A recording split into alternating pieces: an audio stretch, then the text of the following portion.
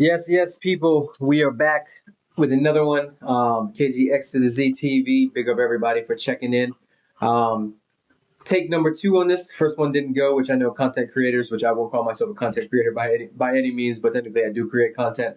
But they'll know that the worst thing out there is recording a match reaction or a match preview, and the damn video editing software or the video capture software doesn't work. But big up everybody again for checking in. Looking to grow this channel, looking to get more content out there and things like that. But let's get into it. Chelsea 2, Brentford 1. Brentford's been our bogey team.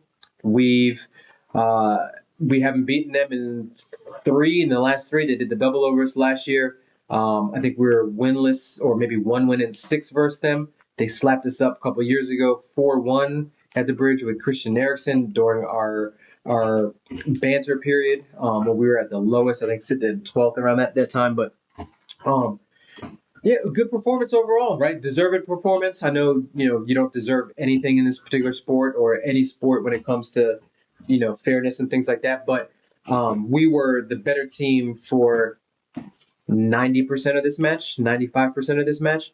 Brentford, of course, had their moments like any Premier League side is going to have.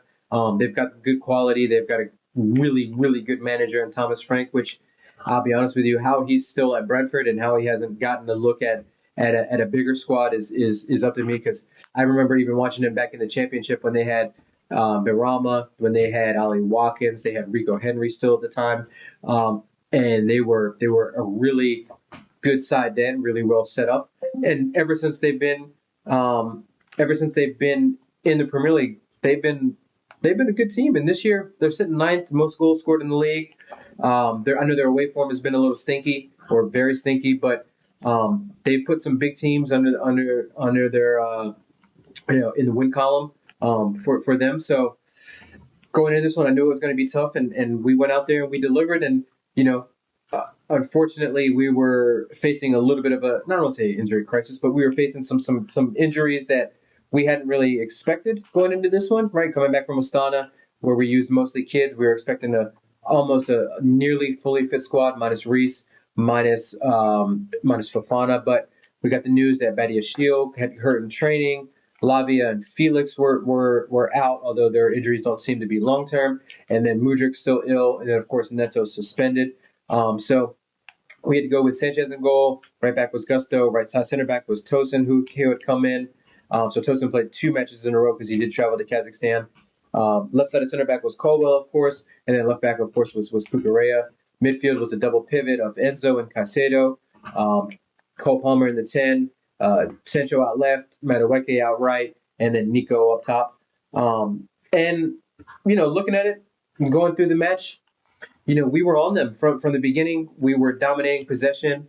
Brentford was very well organized, very well drilled, set up in sort of a 5-3-2, low block, trying to counter us with Mbeumo and Wissa. And they were negating our wing play, right? They were doubling up on Sancho. They were doubling up on Madueke. They were leaving sort of space for us to send in crosses, which isn't what we're great at, but it was nice that we persisted with it, and we just kept sending in crosses from pretty much everyone, from all the way from the two folks on the flanks, Sancho and Madueke. Palmer was sending in some crosses. Cucurella was sending in crosses. Gusto, and then Enzo, as well as Colwell. And we get the goal kind of later on in the first half, after some good play and things like that, but no huge clear-cut chances. I know Nico had a ball over the top that he took on his left foot. That was very nice, and sort of a reaction save from the keeper. But from that angle, it would have been a big ask for anyone to score in that. But we get the goal, and it comes from across, and it comes from the most unlikely header on the pitch, and that's Cucurella. Cucurella comes in off that left-hand side, and the good thing about it was, we were sending in so many crosses, you could sort of see the attacking patterns, and you could see Cucurella making a darting, angled run to get into the box. He had one where he had sort of he had to jump for it and went out for a corner. But we were sending in crosses, we were consistent with it, and when we got the good delivery, which matched the good run by Cucurella, we saw Cucurella put it in the back of the net, 1-0, and it was deservedly so. We go into halftime up 1, and we're thinking, all right, get the second goal. Let's kill the game. Let's move on with it. Right. We need these 3 points because we played. This was the second, technically the second to last game of the weekend, but the match that's today, I think, is what, West Ham versus somebody. It doesn't really have an effect on us, but we saw Liverpool drop points. We saw Arsenal drop points. We saw City drop points. We saw Brighton drop points. We saw Villa drop points. So we saw a lot of folks around us that are sort of in those top four fight, even though I know we're sitting in second with a chance to go first after this weekend for a brief period of time.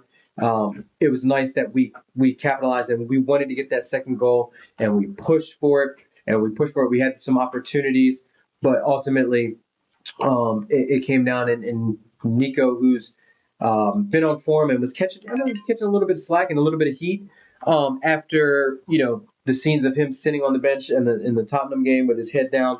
Maresca had to go over to him and kind of console him a little bit.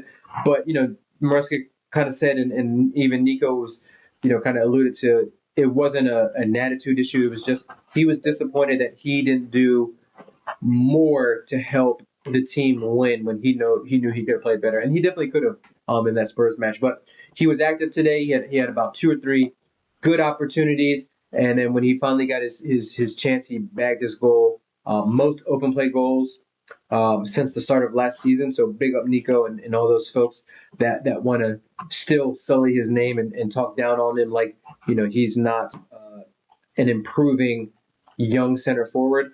You see folks all the time saying Chelsea can't win the league with Nico Jackson and things like that. And we're just like, just chill. Like, I remember some of our best strikers. I remember Drogba coming to the team and struggling his first year.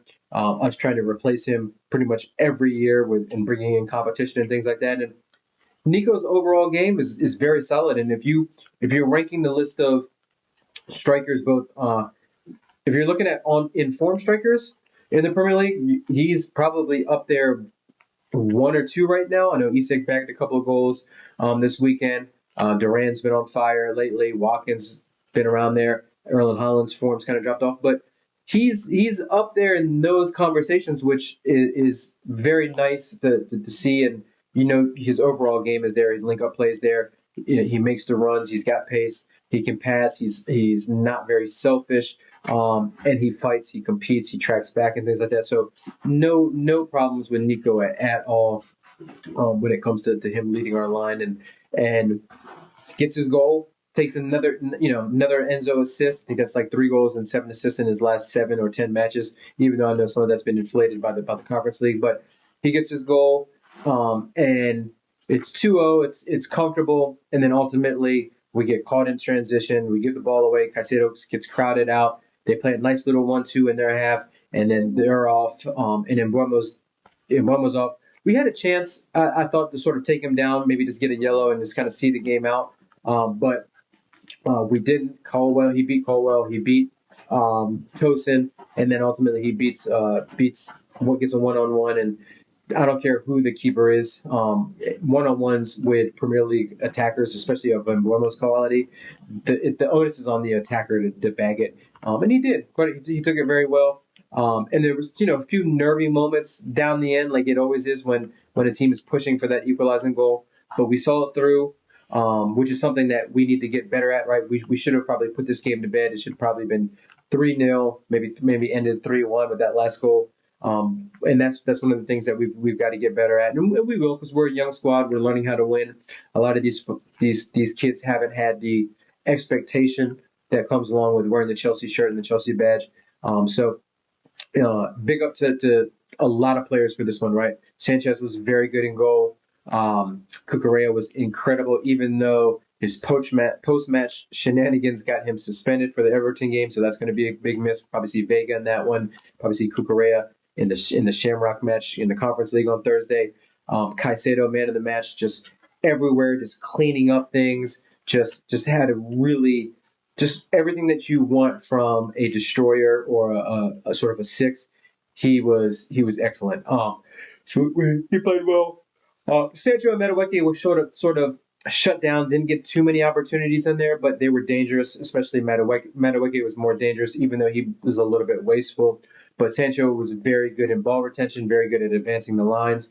Palmer was good in the 10, popping up spaces here and there. Enzo got caught on the ball a couple of times, but otherwise was pretty tidy. Good in the tackle. Nico was lively. He was causing a nuisance. Wasn't his absolute best game. Probably should have had a brace at least, but still got his goal. And we get out of there 3 points. Like I said, Arsenal dropped points, Liverpool dropped points, City dropped points. So the folks around us made it so that it was a very, very good weekend for us in terms of our status in the league and where we are in the table. So we'll see. We'll keep pushing on. We've got Everton away on the weekend. No Cucurella, so Vega will come in, which actually isn't too bad because Vega is taller and probably a little bit better on set pieces to help deal with what could be some crosses in from Ashley Young and those type of folks from Sean Diceball. So, some things to improve on as always, but overall, very, very good performance. Like I said, we've got a chance to go top because we play before Liverpool, and Liverpool's actually got to travel to Spurs, who, despite losing 7 already in the league, Spurs are pretty decent against the big sides, right? We saw what they did to City. They lost 1-0 to their North London rivals, Arsenal. They lost 4-3 to us in a match where that could have gone a little bit differently had they taken some of their chances. But they peppered Newcastle even though they didn't get the win there. But we've seen Spurs to struggle versus the lower sides, the sides that they're supposed to be, the sides that are set up to play sort of defensive type of football. But they've got a decent chance to take some points off of Liverpool. We've got another chance to sort of solidify at the very least our top 4 status, and then we just go from there, right? We reevaluate in January, see where we are as a squad, and if we're in the title race come January, then we're in it. Personally, I think we're still a couple of pieces away. I think we're still an elite goalkeeper away. We're still a elite or solid right-sided center back away. Probably, maybe a right back. And then, we need the wings to kind of keep firing and things like that, and for them to be on form as well. But we got the pieces. It looks like we have the manager for it. And like I said, the fan base is for the first time in a long time, very, very united in that, we're just going to take it slow. We've been in title races before. We know how they play out. We've been on the winning end of these title races. So, we'll just keep going. And then, despite what rival fans are trying to push into those conversations, if we're there at the end, then we're there and we're helping to compete, and we're a year ahead of schedule or whatever you might want to say. But, one thing's for sure, the team is buzzing. I'm buzzing. The fans are buzzing. And we want to make sure that we kind of keep this momentum up and grab max points during this crazy holiday fixture congestion sort of period. So make sure you smash that like, make sure you hit that subscribe button, and we will see you at the next one. Peace.